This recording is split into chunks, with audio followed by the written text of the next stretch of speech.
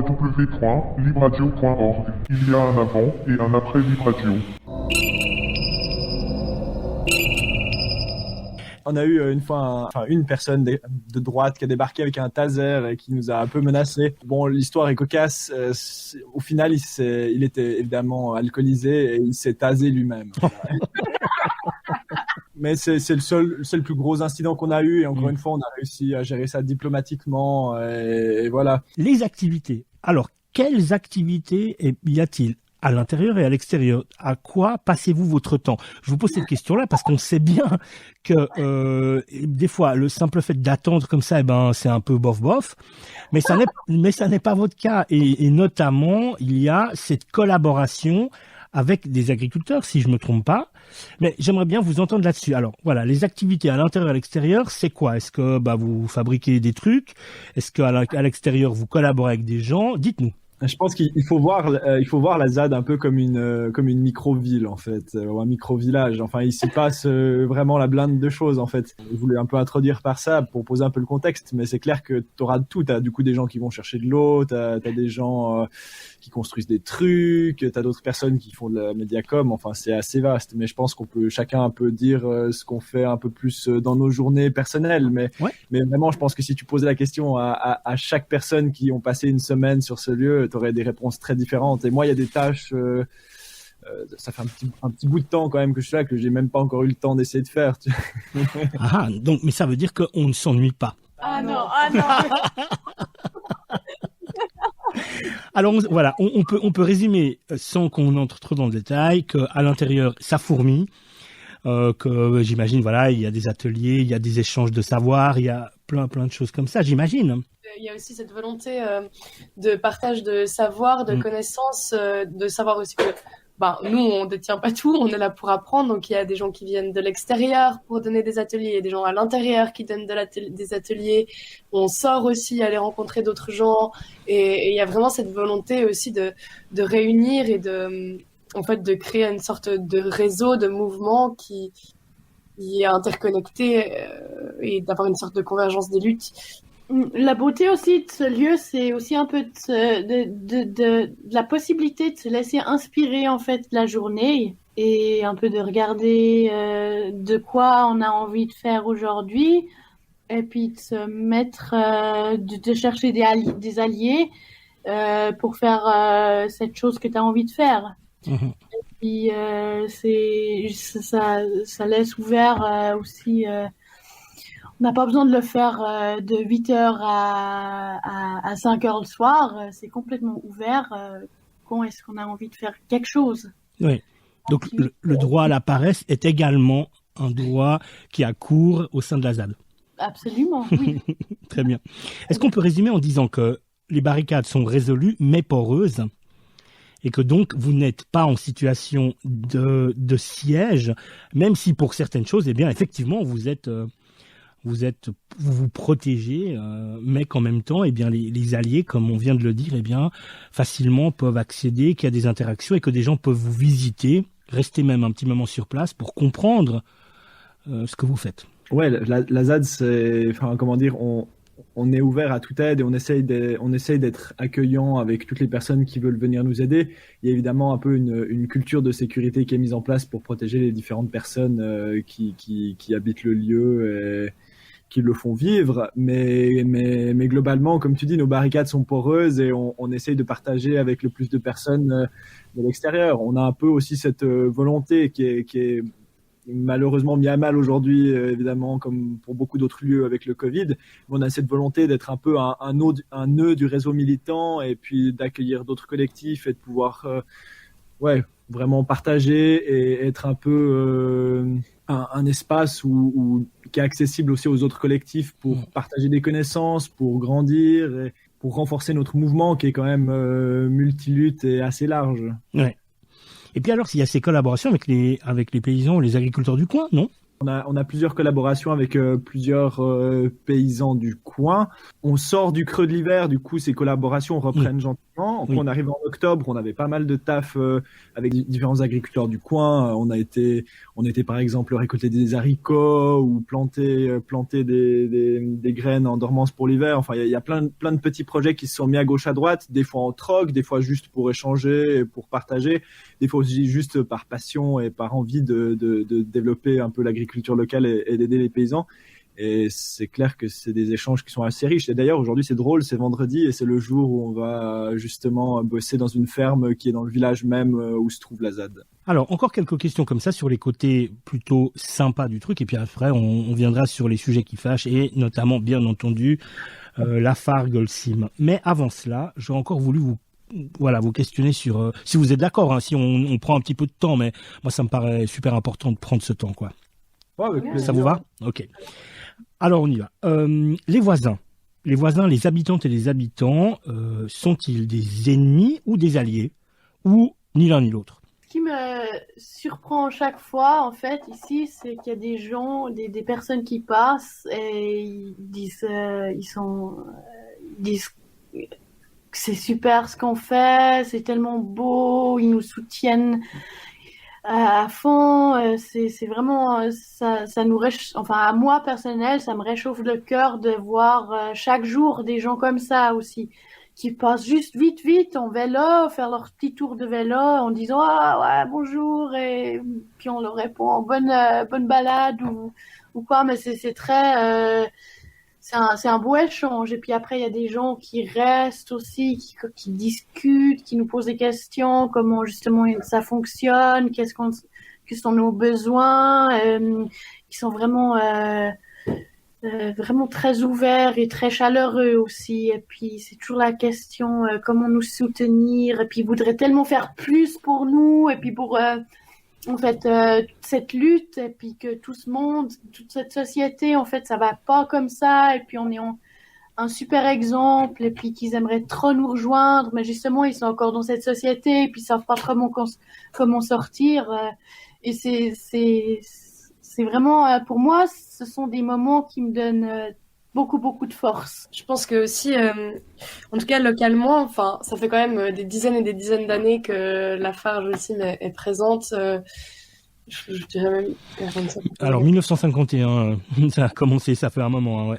Un peu plus, même 60 ans. Enfin bref. Et il y avait eu déjà beaucoup de mouvements, d'associations, etc., qui avaient tenté d'arrêter cette mine. Et ben, c'était assez compliqué.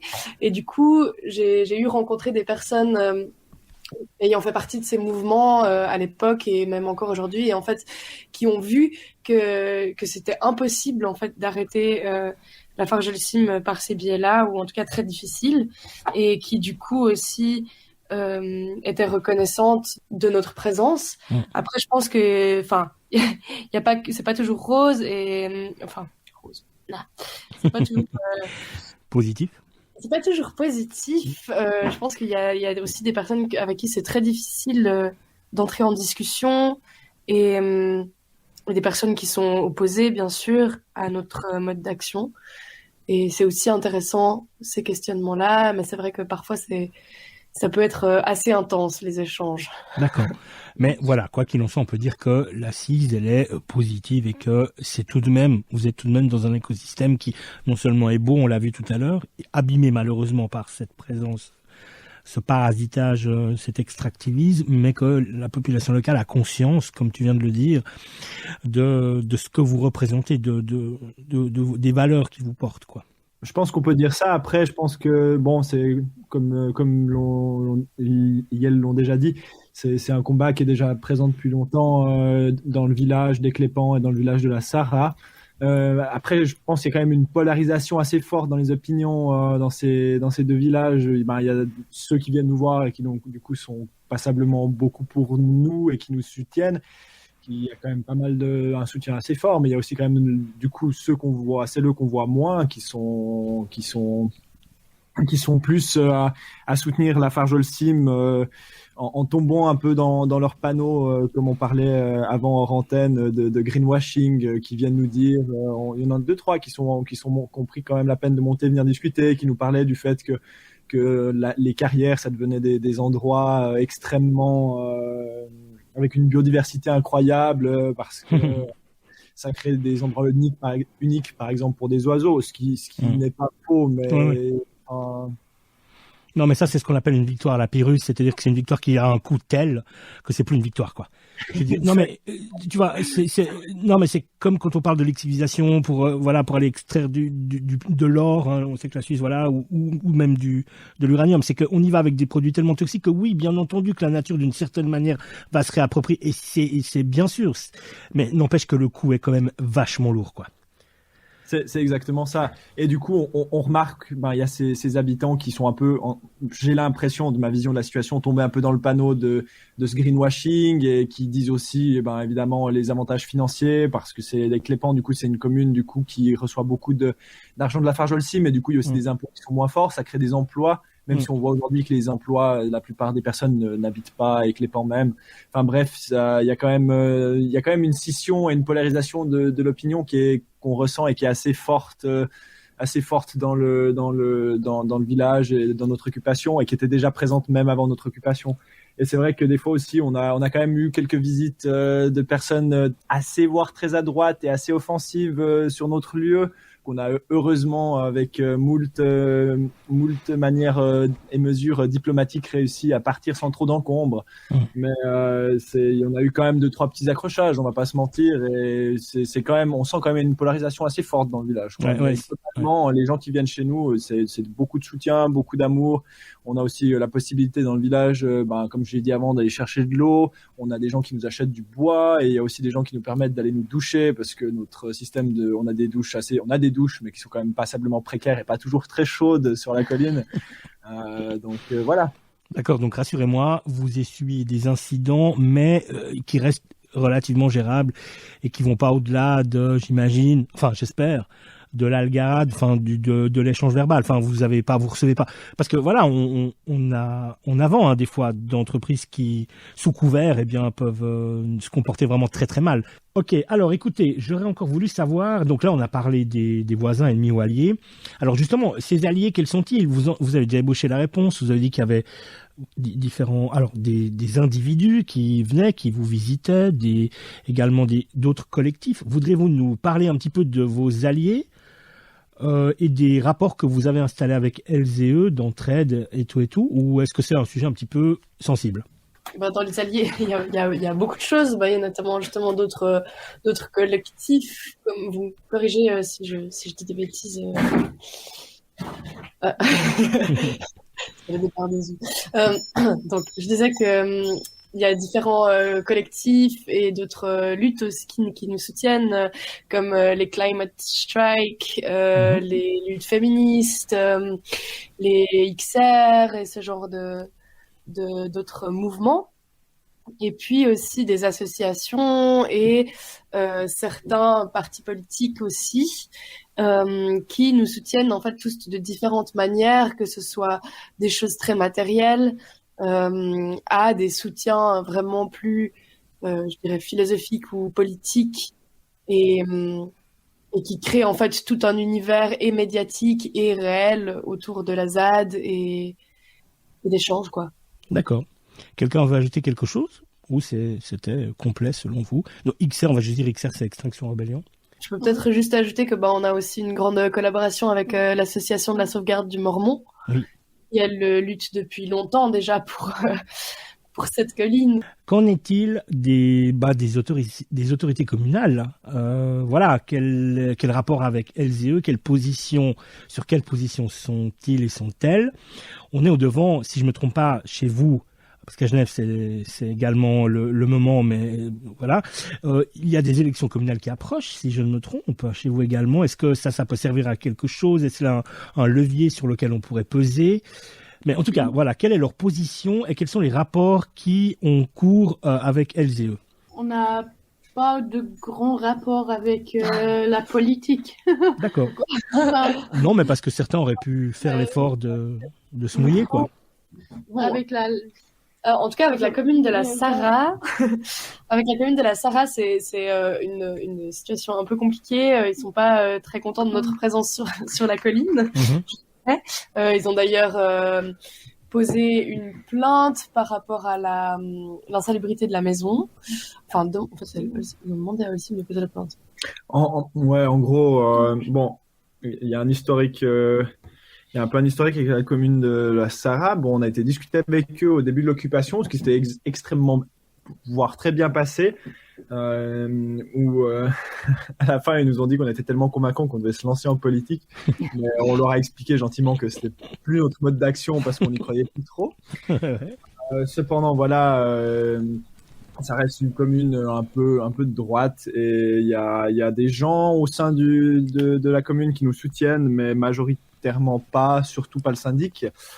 Et du coup, ce qu'ils ont fait, ils ont fait le premier mouvement en fait légal à notre rencontre en fait en nous enlevant le permis d'habiter de la maison. En fait, ils ont retiré le permis d'habiter à Holcim et en déclarant que la maison était insalubre. Ils l'ont fait d'ailleurs un peu sous le manteau, sans même venir visiter ni même constater l'insalubrité. Et du coup, ce qui s'est passé, c'est que ça a forcé en fait Holcim à du coup porter plainte contre notre occupation.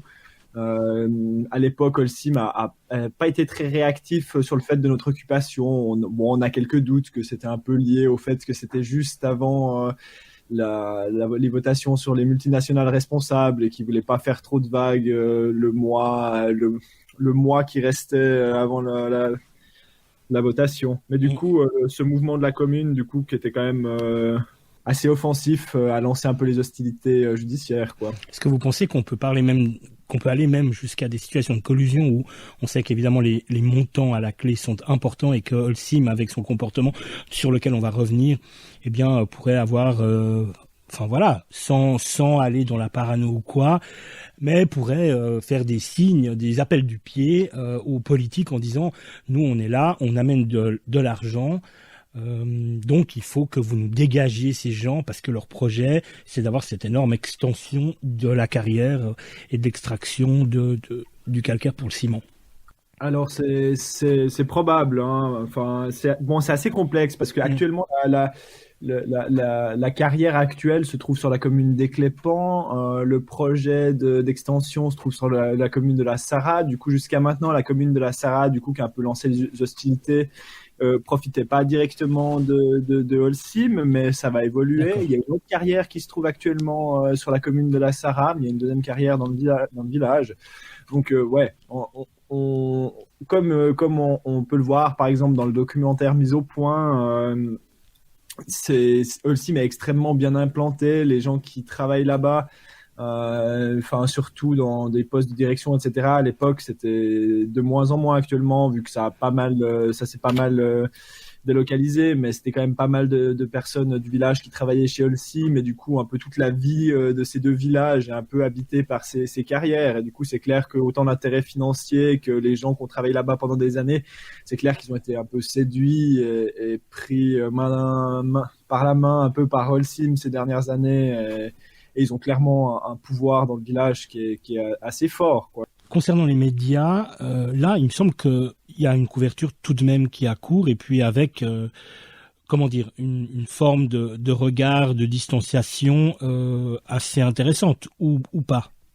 Quel est votre ressenti par rapport à ça ? Vous sentez que les médias qui vous approchent, on sent qu'ils ont un vrai intérêt à relayer cette expérience et à observer pour de vrai et à relater ce qui s'y passe, ou est-ce que là aussi vous êtes tout de même un petit peu suspicieux par rapport à ça ?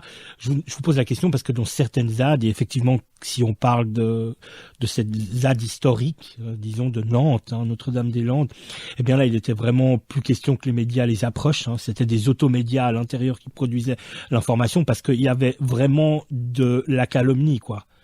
C'était systématiquement à charge. Alors qu'en est-il de votre situation et de ce que disent les médias de vos expérimentations ?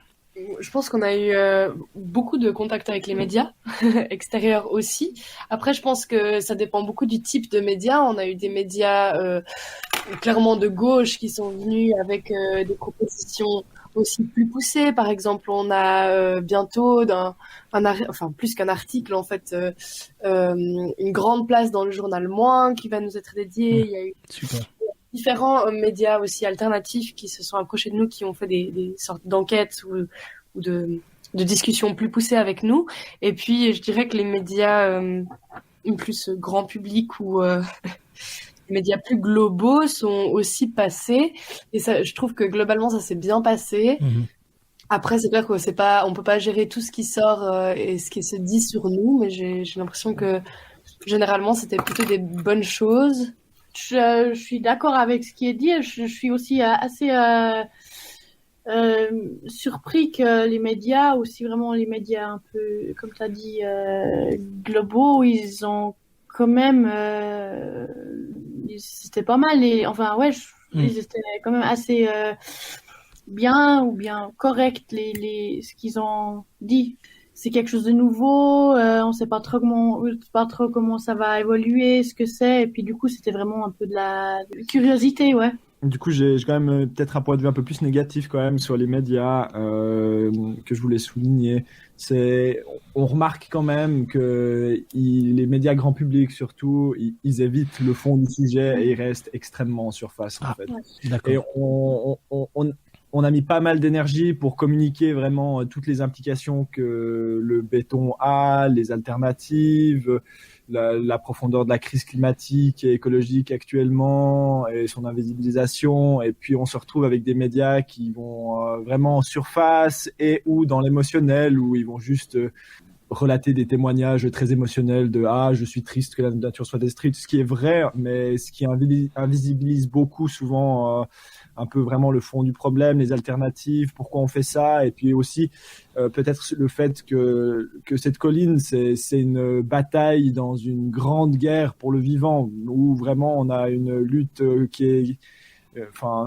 les écocides, c'est partout, etc. Et c'est vrai que des fois, ça se focus juste les zadistes qui veulent sauver la colline, alors que c'est quelque chose de beaucoup plus profond que ça. Et on a eu beaucoup de peine, j'ai l'impression, à faire partager ce message et un peu à le répandre, quoi. Donc même si globalement je suis d'accord que j'ai été étonné en bien du fait que ça n'a pas été extrêmement incriminant et que les médias, tout ce qui était publié sur nous dans le grand public n'était pas à charge, mais quand même un évitement du sujet de fond qui est quand même dramatique pour des journalistes et de la presse, quoi. C'est-à-dire qu'on est un peu indulgent parce qu'on a l'habitude d'avoir des trucs tellement outranciers en face que quand c'est juste soft, ça nous paraît être déjà un progrès, alors que comme tu le dis, et c'est extrêmement important que tu le précises, il s'agit là d'une lutte universaliste, fondamentale, quoi, de fond, et que le taire, eh bien, effectivement, c'est passé à côté de tout ce que vous faites, et c'est franchement dommage, quoi. C'est très regrettable, quoi. Ça, je suis totalement, évidemment d'accord, quoi. Qu'est-ce que vous répondez si on vous demande, voilà, quelles sont vos aspirations? Vous êtes là, vous habitez là. Est-ce que dans vos esprits, c'est quoi qu'il en soit, qu'à un moment, une transition? Est-ce qu'à un moment donné, voilà, si, admettons que cette carrière, eh bien, ne se propage pas, ne s'étende pas, et qu'on sanctuarise le lieu, est-ce que vous vous questionnez, est-ce que vous avez déjà des intentions en disant, on veut rester là, et puis continuer de vivre ici avec des modalités qui sont les nôtres, en opposition avec peut-être justement ce qui nous encercle, ou est-ce que vous vous retireriez, et puis, la vie continue, quoi. Est-ce que vous vous questionnez par rapport à ça? Pour moi, la vie va certainement pas continuer normalement. Enfin, comme je vais certainement continuer dans soit dans d'autres ZAD ou dans d'autres mouvements comme ça, parce que je pense c'est pour beaucoup de personnes là-bas sur la colline, c'est plus possible de juste continuer à vivre, avoir un... Ouais, il y a un cliquetis. Le retour en arrière ne s'envisage pas, d'une certaine manière. Ouais. Enfin, pour moi, en tout cas, pas. Et puis après, pour la colline, pour moi, ce serait quand même... Je suis pas encore très décidée si c'est une bonne chose de rester ou bien s'il faut laisser ça à la nature. Parce que justement, on a toujours un impact. Dès qu'on est dans un lieu naturel, on a un impact sur l'environnement, sur les animaux, sur la flore et tout. Et du coup, c'est une bonne question. Est-ce qu'on reste ou pas? C'est une question assez difficile, je trouve. Ouais, non, mais le but, c'est même pas d'y répondre tout de suite, c'est de se dire, on se questionne.